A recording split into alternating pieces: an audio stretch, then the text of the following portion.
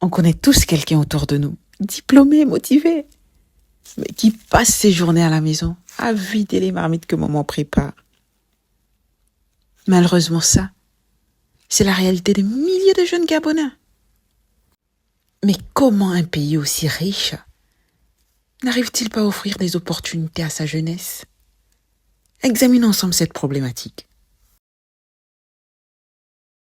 Il est vrai que le secteur pétrolier domine l'économie du Gabon, mais il ne génère pas suffisamment d'emplois pour les jeunes et reste concentré sur quelques secteurs. Pourtant, des domaines comme l'agriculture, les technologies, les PME possèdent un potentiel immense, mais ils demeurent sous-développés faute de soutien adéquat. Résultat des courses, des jeunes diplômés sans emploi. Certains cherchent des opportunités à l'étranger, d'autres restent en perspective. Le chômage n'est pas seulement une perte d'emploi, c'est une perte de dignité. Et Dieu seul sait ce qui nous reste lorsqu'on a perdu sa dignité.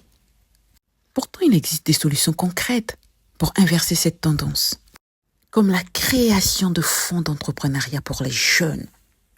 Il s'agirait de mettre en place des aides financières pour soutenir les jeunes entrepreneurs, tels que des prêts à faible taux d'intérêt, des subventions ou des réductions fiscales pour alléger les charges des nouvelles entreprises. Bien que certaines banques aient déjà lancé ces initiatives, mais la question demeure. Combien de jeunes entrepreneurs sont réellement informés ou bénéficient de ces aides? Et sur quels critères? De plus, la formation professionnelle adaptée. L'agriculture pourrait rendre le Gabon autosuffisant et créer des milliers d'emplois. Malheureusement, l'État ne soutient pas suffisamment ce secteur stratégique. Bien que la distribution des tracteurs soit un bon début, mais la question demeure. Quelle sera la suite?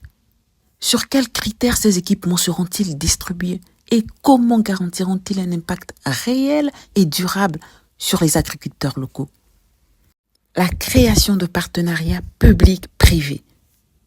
Cela impliquerait de collaborer avec des entreprises privées pour financer des projets générateurs d'emplois. Alors, certes, l'État est parfois perçu comme un mauvais payeur, mais ces partenariats publics-privés pourraient offrir des opportunités innovantes pour stimuler l'économie et renforcer la confiance entre les secteurs publics et privés. Par exemple, des entreprises locales ou internationales pourraient investir dans des programmes de formation ou dans des créations d'usines ou d'entreprises, créant ainsi une nouvelle opportunité pour les jeunes. Pour conclure, si rien ne change, le chômage de jeunes deviendra une bombe à retardement, menaçant non seulement l'avenir de notre société, mais aussi sa stabilité. Les jeunes Gabonais sont créatifs, déterminés, mais ils ont soif d'opportunités concrètes. Le Gabon possède toutes les ressources nécessaires pour offrir un avenir meilleur à sa jeunesse. Mais l'État et tous ceux qui détiennent le pouvoir doivent agir maintenant pour amorcer ce changement. Aujourd'hui, en tant que parents, ministres, responsables et dirigeants, vous êtes directement responsables de cette jeunesse. Vous nous avez demandé de faire l'école.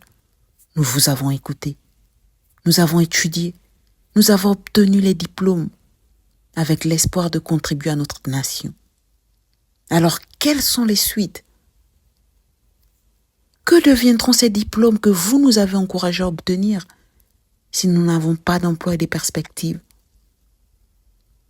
Nous avons donné notre confiance à l'État. Nous avons suivi les règles.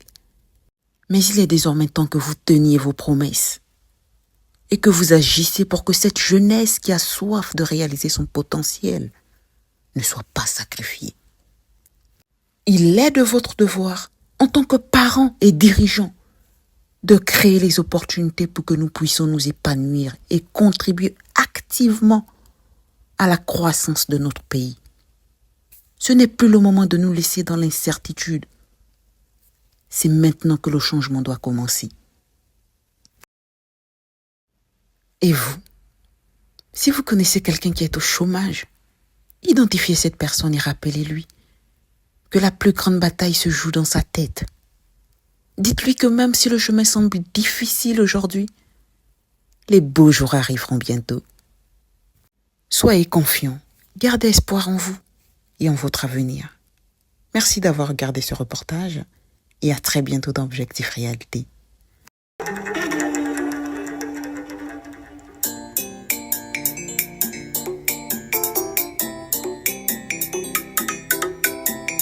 Yo yo yo, vamwana nzendi haya.